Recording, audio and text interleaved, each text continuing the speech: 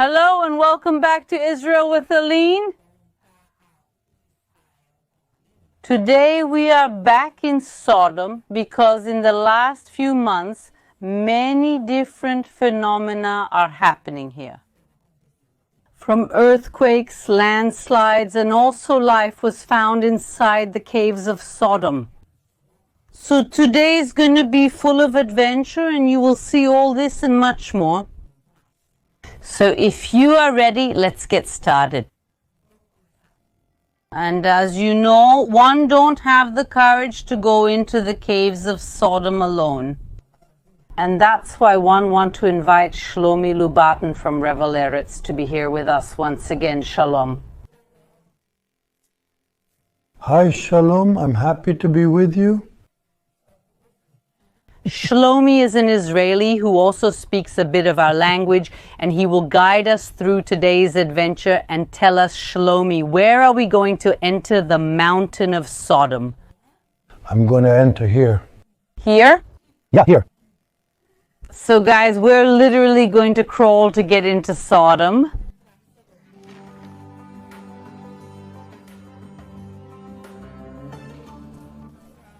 Guys, I'm looking here now. The place seems even tighter than last time. Because of all these changes that happened last time, it wasn't easy. But at least here, Shlomi brought us the safety equipment. So there's only one way to get in here to see the life of Sodom. So let's go.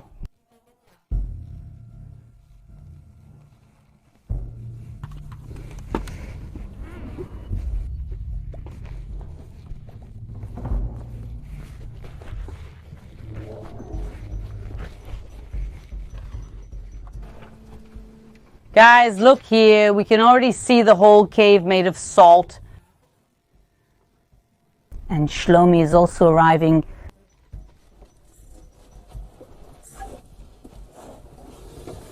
Look how beautiful. It's pure salt. So Shlomi, is there still a lot left? There's still a lot, but we're going slowly.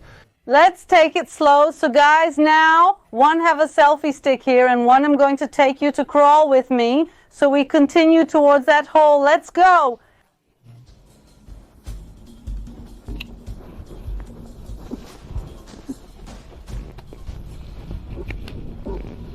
Guys, one can't even lift my head to talk to you here because one hit my head on top. There's barely any space for us to crawl. Look here, guys. There's barely any space for us to crawl, but I'm sure it will be worth it.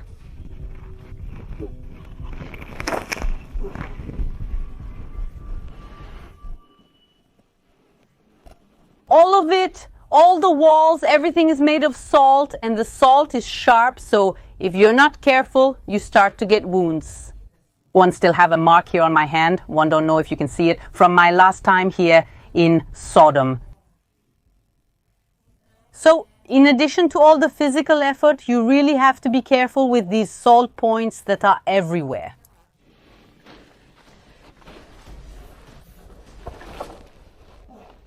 Just a second, folks. We had to switch the camera here because the other one started having problems.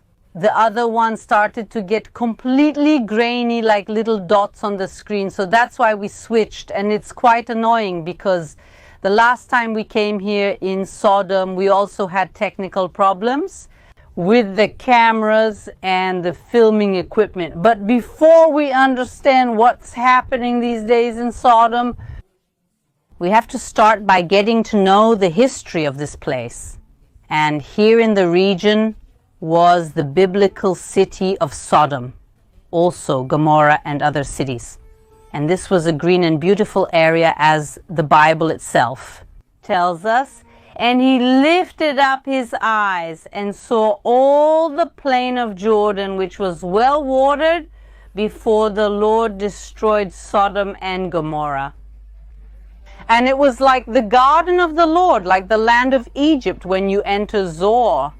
But because of the sins of the population, the city will be destroyed. Then the Lord rained down burning sulfur on Sodom and Gomorrah from the Lord out of the heavens.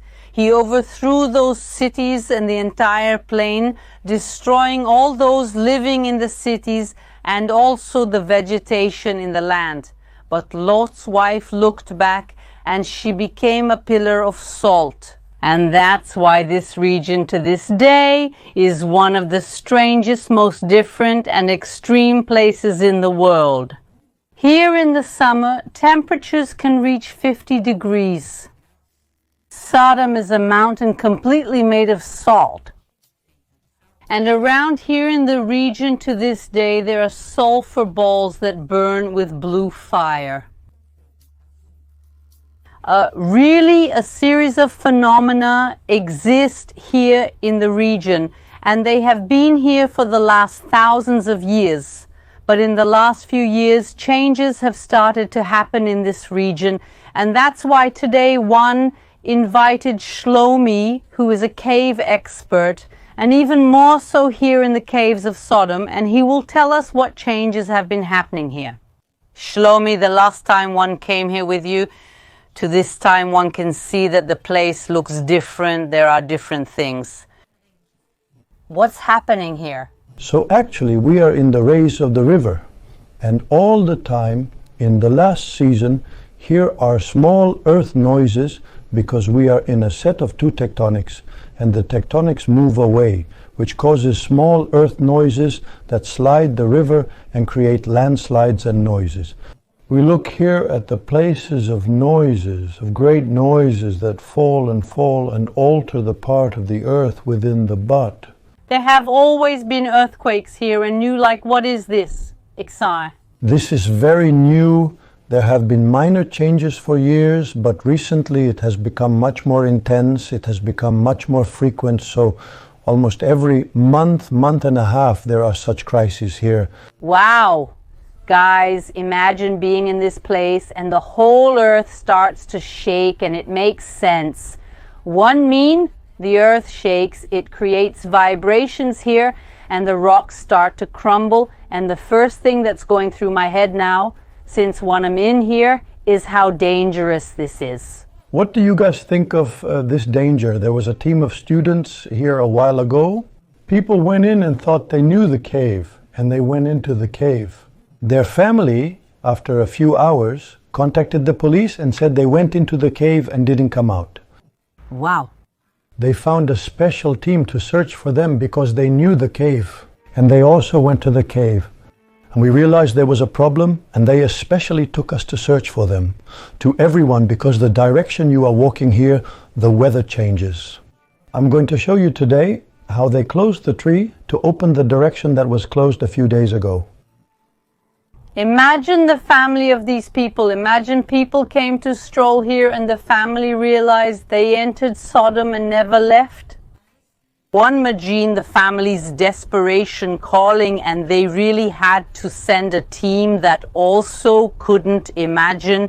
Now that one am a mother, one think even more about this, one mean, but one can only imagine the real desperation of the family knowing that they were in here, because all this that we're seeing, folks, is not a path with an entrance and an exit. This is a labyrinth, and we're going to keep exploring. So let's go a little further in, because our goal today here is to find life, right?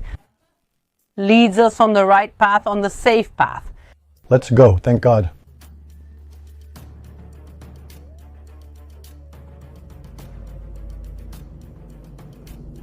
Just one thing one want to show you guys. Look at this crack here. We can clearly see that this stone here, this salt stone, it's peeling off. So we can imagine that maybe in a future earthquake, all this stone here will collapse.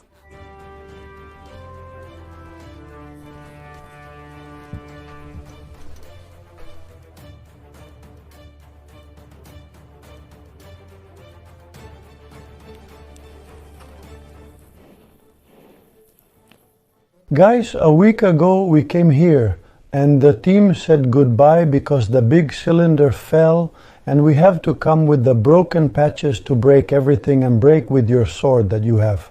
separate the big window that fell here and build a path that is possible to pass. And we who live here inside the island know it well, understand what the problem is and where we can leave by the road.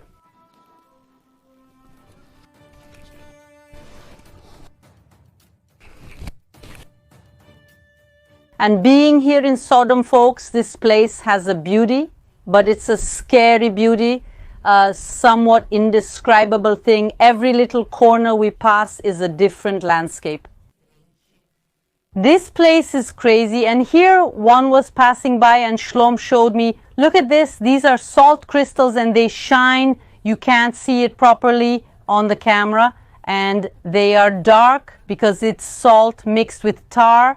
So it's just one of the landscapes we can see, and really one I'm trying to pass on to you through the camera, everything one I'm seeing, everything one I'm feeling. And one can't convey even half of what's happening, but we're really going to do our best to share with you. But really the word to be here is indescribable.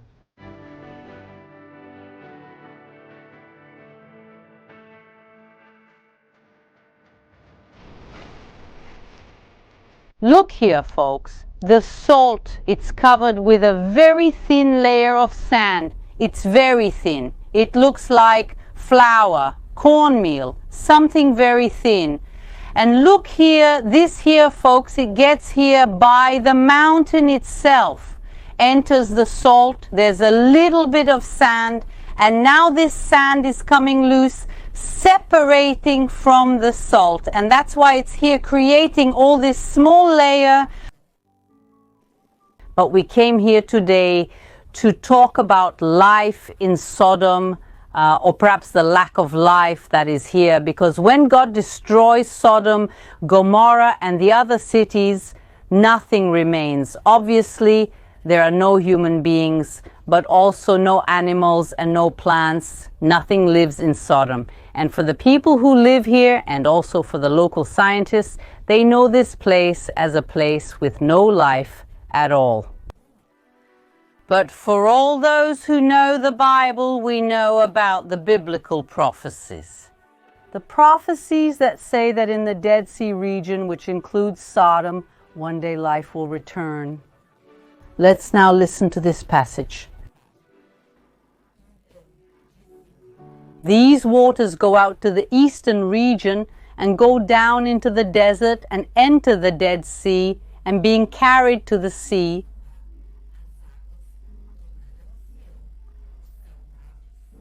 and it will be that every living creature that passes wherever these rivers enter will live. Then he told me, these waters will arrive there, and they will be healthy, and everything will live wherever this river enters. And by the river, on its bank, on one side and the other, all kinds of fruit trees will grow to be eaten. Its leaf will not fall, nor will its fruit end. It will produce new fruits, because its waters come from the sanctuary. And its fruit will serve as food, and its leaf. Sodom is also mentioned in the prophecies of Ezekiel 16. When your sister Sodom and her daughters return to their former state, and also Samaria and her daughters return to their former state, you and your daughters will also return to your former state. But for all those who pass here by Sodom, who stroll through this place, everyone looks at this place and says, how is life going to be born here? Literally everything is made of salt, the temperatures are extreme, it doesn't rain, there's no water. How can there be life here? And that's why I'm going to be very honest with you, that one was greatly surprised when Shlomi called me a few weeks ago to say that life began to emerge in Sodom. As you can see, Sodom is still Sodom, but a little bit of life has started here, and it really is an impressive find, and one now wants Shlomi to tell us what's happening and what scientists are saying about this new discovery. So 3 months ago, one I'm walking around, one I'm looking at the walls like this, and one sees something coming out of the wall. One think maybe something is falling here, maybe someone with the light, maybe someone with the shirt. One do this, and when one pour myself out, one feel like one am passing water. And then one understand that one found something that is not known, that is not legitimate. One search and see that there is one more plant that comes out, and one can't believe what one see. One simply can't believe it. My heart exploded with anxiety. Shlomi, can you take us to where you found these plants? So guys, let's go, because what's happening here in Sodom is really unbelievable.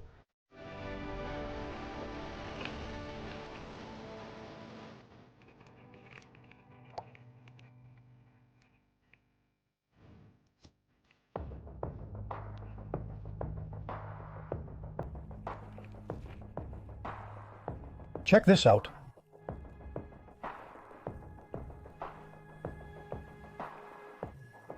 The feeling is like walking on ice. It's so exciting to be touching this. I'm always looking to see if there's more and more, and I'm always looking. And one see that a new one has come out. Look, completely new. And all the time I'm looking to see if there's more and more. There's one more here which is a little more mature, so it needs to dry a little.